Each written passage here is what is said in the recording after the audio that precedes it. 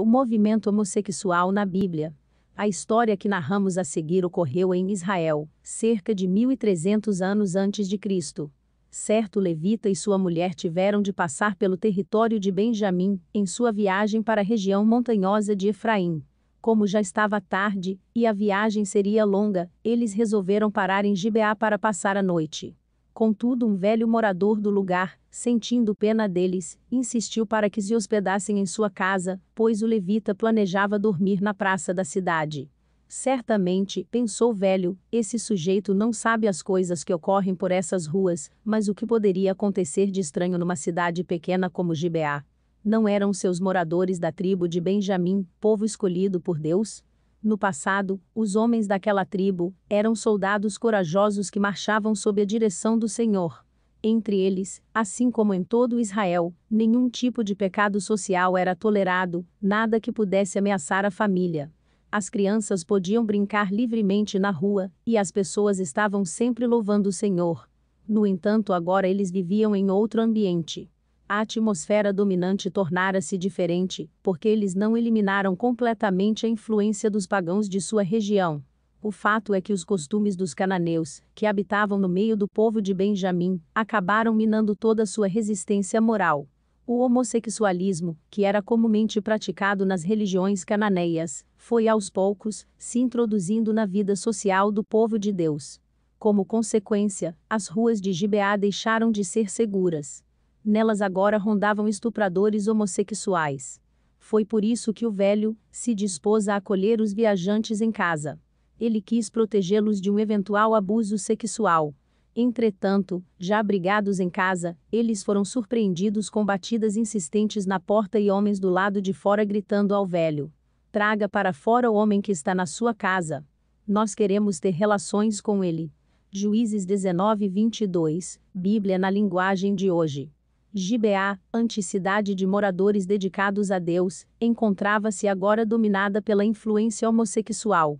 Esse mal chegara a tal ponto, que um servo do Altíssimo sofria ameaça de violência sexual na própria terra do Senhor. A tentativa de estupro contra o levita e o crime sexual que se seguiu, fizeram com que todas as outras tribos de Israel se reunissem, para exigir que aqueles homossexuais fossem punidos. Contudo, os habitantes de Gibeá se colocaram ao lado de seus cidadãos homossexuais. Aliás, toda a tribo de Benjamim não quis dar atenção aos outros israelitas, pois o homossexualismo estava tão integrado em seu meio que para eles, não havia razão para erradicá-los só por causa de um crime cometido por uma minoria. Mas o objetivo de Deus não era simplesmente castigar os excessos daqueles homens. Ele queria cortar o mal pela raiz. Para que toda a influência homossexual fosse arrancada do meio do povo de Deus, o Senhor ordenou que os benjamitas fossem combatidos. Na guerra que se seguiu, morreram 40.000 soldados de Israel e 25.000 de Benjamim, sem mencionar as vítimas civis, que foram em número muito maior. Esse foi o preço que eles tiveram de pagar para deter a ameaça homossexual, e Gibeá, com seus costumes gays, foi totalmente incendiada. Quanto à tribo de Benjamim, que se posicionara a favor dos direitos dos gays, quase foi extinta.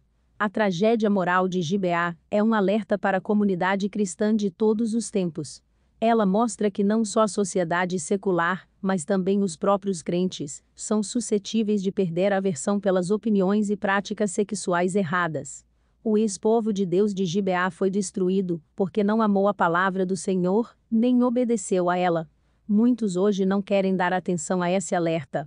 Exemplo disso é o relatório de 1993, da Igreja Evangélica Luterana dos Estados Unidos, no qual se afirma: as pesquisas sociológicas e psicológicas modernas têm estabelecido a distinção entre a orientação homossexual e a atividade homossexual. Ninguém jamais soube disso antes. Os escritores dos livros da Bíblia certamente não sabiam disso. A orientação sexual não é algo que uma pessoa escolhe. Provavelmente, todas as pessoas nascem com uma orientação sexual particular, assim como algumas nascem com olhos azuis, outras com olhos castanhos. O relatório então concluiu que há casos em que o homossexualismo não pode ser condenado. Em resposta, o reverendo Larry Christenson, famoso teólogo luterano, escreveu: todo ser humano nasce com uma inclinação para o pecado. A orientação sexual não é uma distinção moderna, que requeira uma reavaliação radical da atitude da Igreja para com o homossexualismo. Essa é uma ideia que só prospera na mente de pessoas que querem colocar a teoria sociológica no lugar da teologia da Bíblia. Como a tribo de Benjamim, algumas denominações evangélicas, acompanhando as tendências sociais, estão se tornando tolerantes para com o homossexualismo. Obviamente, essa complacência é também um dos desejos do movimento homossexual. Conforme declara Paul Gibson, defensor dos direitos dos gays, todas as religiões precisavam reavaliar o homossexualismo num contexto positivo dentro de seus sistemas doutrinários. Como é que os cristãos poderão reavaliar o homossexualismo num contexto positivo, quando seus sistemas doutrinários não estão de acordo com a relação sexual anal e oral? A tradição cristã sempre se manteve fiel às verdades bíblicas em todas as questões acerca da sexualidade humana. Tertuliano, importante teólogo do passado, desaprovou as práticas homossexuais. Banimos de toda a Igreja, pois elas não são pecados, mas monstruosidades. Martinho Lutero, pai da Reforma, também condenou o homossexualismo. O vício dos sodomitas é uma barbaridade sem paralelo. A sodomia deseja o que é totalmente contrário à natureza. De onde vem essa perversão? Sem dúvida vem do diabo. Entretanto, muito antes da era cristã, o próprio judaísmo já se opunha a essa prática, sendo a única religião do mundo antigo a manter esse posicionamento. Na Grécia e em Roma, entre os fenícios e os cananeus, a preferência sexual de um homem por outro, ou a relação de um homem com um menino, não era considerada normal. O judaísmo foi a primeira religião a afirmar que as relações sexuais deveriam se confinar ao relacionamento conjugal. A Torá, a lei de Moisés, condena os atos homossexuais classificando-os como abominação, termo reservado aos crimes mais graves. A Torá advertia aos judeus de que a terra prometida, que estavam para herdar, os vomitaria caso seguissem os costumes dos cananeus, um dos quais era a sodomia. Para proteger seu povo de influências moral, espiritual e socialmente destrutivas, Deus prescreveu a pena mais rigorosa para as práticas homossexuais. Se um homem tiver relações com outro homem, os dois deverão ser mortos por causa desse ato nojento, eles serão responsáveis pela sua própria morte. Levítico 20:13, Bíblia na linguagem de hoje. Portanto, vemos que os homens que praticam homossexualismo são condenados à morte, embora as mulheres sejam poupadas. Mas muitos têm tentado evitar o significado óbvio dessa passagem. Eles argumentam, por exemplo, que tal lei foi criada só para Israel e não se aplica a mais ninguém. Contudo, a Bíblia indica claramente o castigo de Deus contra outras nações que violaram essa lei. Aliás, o Senhor disse aos judeus que ele estava aniquilando os cananeus por causa de sua perversão sexual. Não imitem os costumes dos povos, que eu vou expulsar dali, conforme vocês forem tomando posse da terra. Eu fiquei aborrecido com eles por causa das coisas imorais que faziam. Levítico 20:23, Bíblia na linguagem de hoje. Logo que os judeus se estabeleceram na terra, Deus colocou suas leis como testemunho para os países vizinhos de Israel. Entendemos facilmente que o Senhor queria que suas leis anti-sodomia influenciassem e mudassem os costumes pró-sodomia daqueles países. No entanto, por que será que as leis bíblicas anti-sodomia só condenam os homens à morte? Já que o homossexualismo feminino é tão antigo quanto o masculino, seria lógico supor que Deus deveria também prescrever a pena capital para as lésbicas. Mas, estranhamente, ele poupa as mulheres. Será mero preconceito divino contra os homens? Se não, qual é o elemento que isenta as mulheres e condena os homens? Para o Dr. Charles Provan, médico e escritor luterano-americano, em ambos os casos, o homossexualismo é considerado pecado pelos cristãos.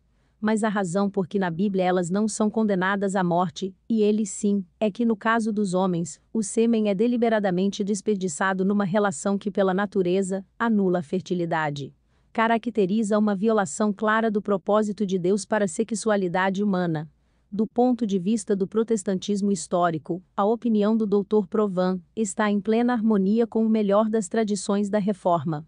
Todos os teólogos protestantes mais importantes do passado afirmaram categoricamente, com base em Gênesis 38, 9, 10, que toda relação sexual, em que a fertilidade é deliberadamente desperdiçada ou rejeitada em favor do prazer, como a masturbação, a relação anal e oral, o coito interrompido, etc., perverte o ato sexual originalmente planejado por Deus.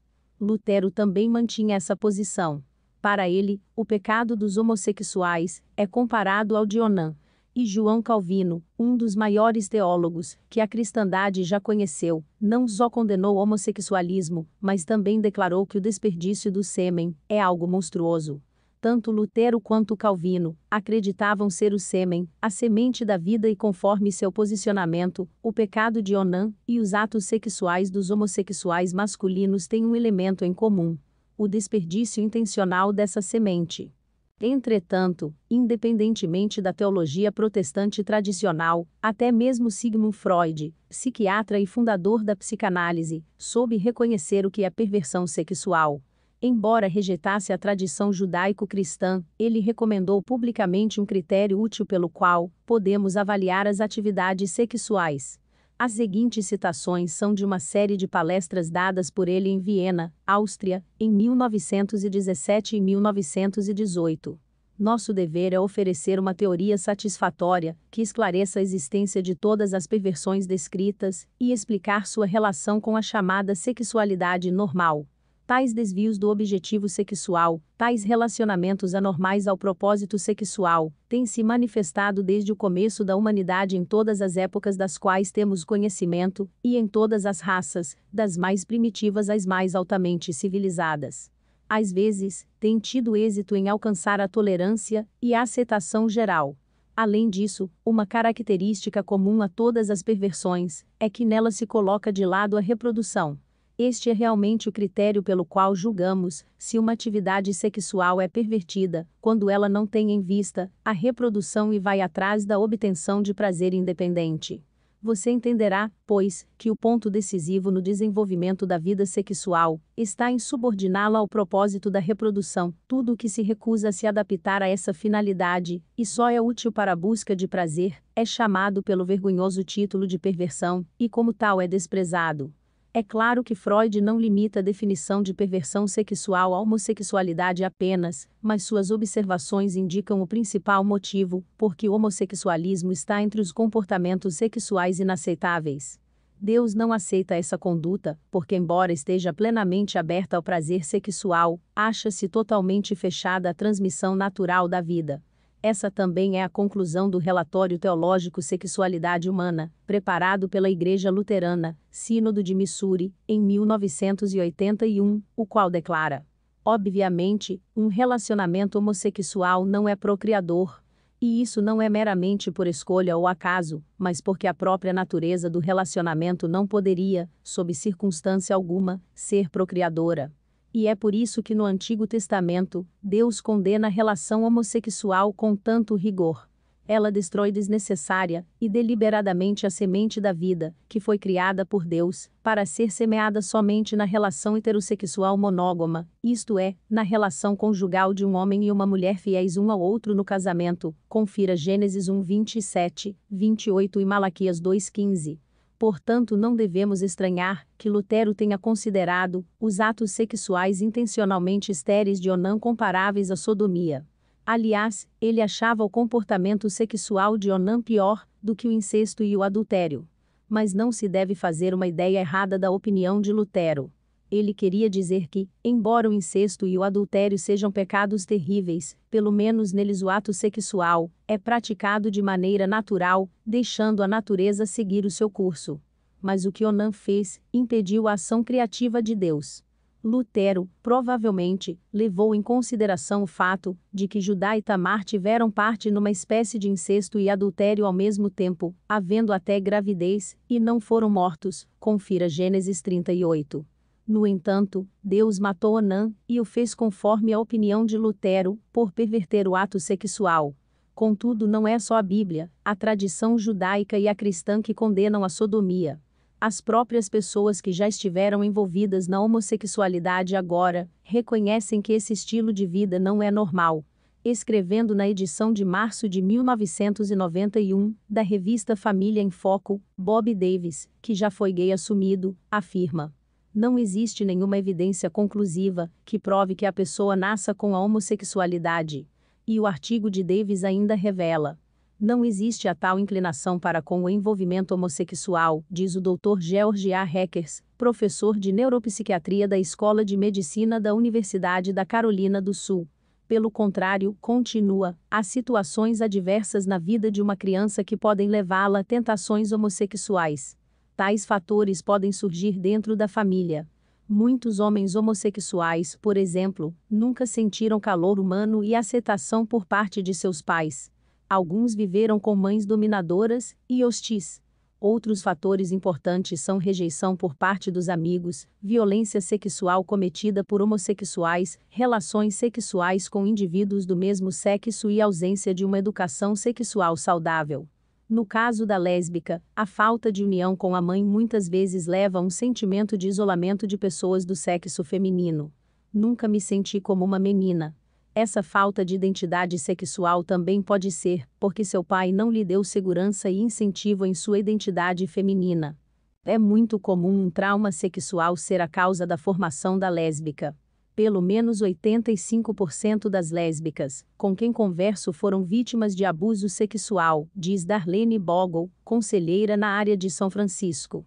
Essas questões, ainda que tenham raízes profundas, não são difíceis demais para Deus resolver. Ele é o Deus da esperança, Romanos 15:13.